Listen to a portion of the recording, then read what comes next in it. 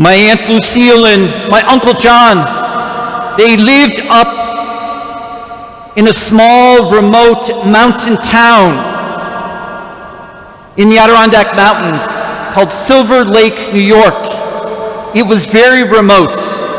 Still to this day, I don't think they even have cable, let alone Wi-Fi. It's way remote, way up in the hills, just a lot of hunting cabins and cottages. My uncle, my parents actually often would tell us that Aunt Lucille and Uncle John didn't have any couth. They didn't have any refinement because they were mountain folks, good people, holy people, but a little rough around the edges. Well, once a week, Uncle John and Aunt Lucille would come down from their mountain community to the larger town, to Ausable Forks, where my grandmother actually had a grocery store, and they would come into the store for their groceries and their gas and their provisions to live up in the mountains. Anyways, one afternoon, they started down from their home in the mountains to Ausable Forks to the town to get their provisions. And like usual, Aunt Lucille drove. She always drove the Rambler. Most of you don't know what a Rambler is, but it was the junky car that everybody had. It didn't go very fast, and it wouldn't go very far. And thank God most of it was downhill. And Aunt Lucille would drive, and my Uncle John would actually sit in the back of the car. And Aunt Lucille would have Rufus, their dog, sit next to her in the passenger seat in the front. That's just the way they did it. I never questioned it, but I always thought it looked very odd. And as she was driving down the mountain, as she usually does, and probably most of us do this too, she held a conversation with Rufus, the dog, all the way down the mountain. Meanwhile, my Uncle John, who's a very quiet man, just kind of sat in the quiet in the back. And as they were driving down this mountain, really into the valley, the Champlain Valley, into Ausable Forks, just as they reached the edge of town, just as they were driving into Route 9, the main streets of the town, and you could actually see my grandmother's store just maybe blocks away. Well, just then, as they were turning right onto Main Street, my Aunt Lucille, in a very ladylike fashion, broke wind, had some intestinal issues. It was just awful. Well, just then, right then, my Uncle John bailed, opened up the back door, jumped out onto the streets, and landed on the streets. Lucille just kept on talking to Rufus and kept on going. Never even noticed that her husband was in the middle of the street of Route 9. She did not notice his absence until she pulled up to the station and the gas station attendant asked Lucille, "Why is the back door open? And where is your husband?" And there you could see Uncle John just kind of walking down the street, just a few blocks away, just walking down, kind of rubbing his back where he had fallen, and just shaking his head. Later, around my grandmother's kitchen table, my grandmother just came out with it. She was just kind of a matter-of-fact type person. And she looked up at my Uncle John and Aunt Lucille and just said, "How do you two do it? How do you two put up with one another?" Just then, quiet John He just looked up and he smiled. And he said, "Because I just like everything about Lucille. I just like everything about this woman." And at that moment, I realized just how unconditional his acceptance is of everything that Lucille is and was. I thought, that is truly beautiful. In many ways, that is the heart of today's gospel. That God's love accepts and delights in us just as we are.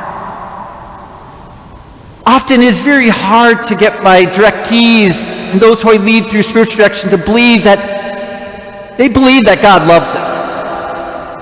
But they often have a hard time believing God loves them just as they are, in all their imperfections and gifts. Maybe we even struggle with that as well. And we hear in today's gospel that God has even the least, the smallest sparrow, the least of creation, the sparrow, as a concern.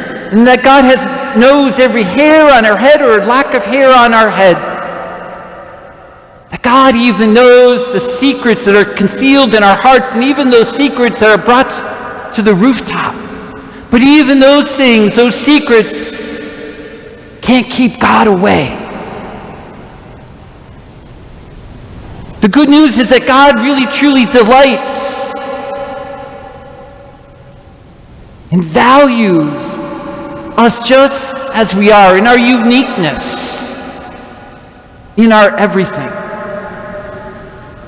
Greta, did you get a chance to see the movie Lady Bird? You watched some of it. Excellent. Lady Bird is a movie about 2018, but it's about the struggles between a mother and her teenage daughter, Lady Bird. But there's one moment in that film that speaks of that unconditional acceptance of others. At one point, Lady Bird, the teenage daughter, at some place in frustration, just looks at her mother and says, "I just wish you would like me. I just wish you would like me." Lady Bird's mom, of course, in a motherly fashion says, "Well, honey, of course I love you." And then Lady Bird, out of frustration again, says,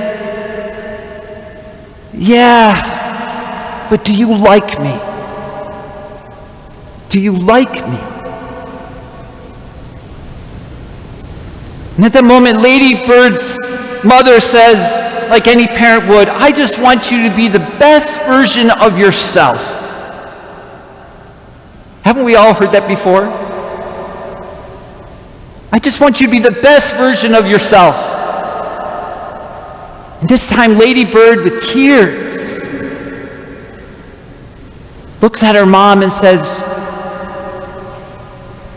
"Well, what if this is the best version?" Unconditional acceptance. That is how God sees us. That's how we should see one another. Today's gospel reveals a God who not only likes us, but he even embraces and accepts the edgy and the awkwardness of our lives. Just recently, the Pew Foundation, which is a research foundation, researched Catholic young adults, Catholic teenagers, and basically asked them, "Why are you leaving the Catholic Church?" Greta, that's why we value you. You are sharing your gifts with this community today. It's beautiful and wonderful, and it gives us hope. You are hope for us. Well, in this Pew research, they discovered that teenagers and young adult Catholics are leaving because they feel we have excluded in not have shown compassion to the gay and lesbian person, to the divorced and remarried Catholic, to the immigrant, to the stranger, that we're not very hospitable, especially those who are struggling for justice, for those who are struggling to simply be themselves. And I thought that was an interesting statistic that the Pew Foundation discovered. And so I immediately went to the canons of our church. I went to our doctrines and dogma, but nowhere did I could find anywhere where we're supposed to exclude anyone. Just the opposite. As Pope Francis has told us, we are to accompany and welcome everyone, because you belong to God, and thus you belong to us.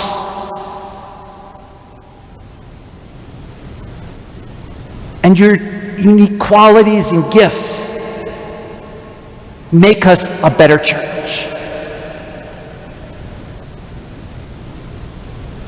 A love that does not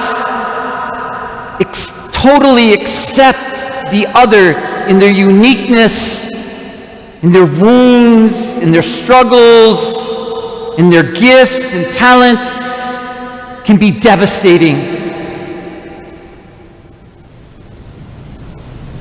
It actually goes up against the greatest command that God has ever given to us in Jesus, the great love commandment.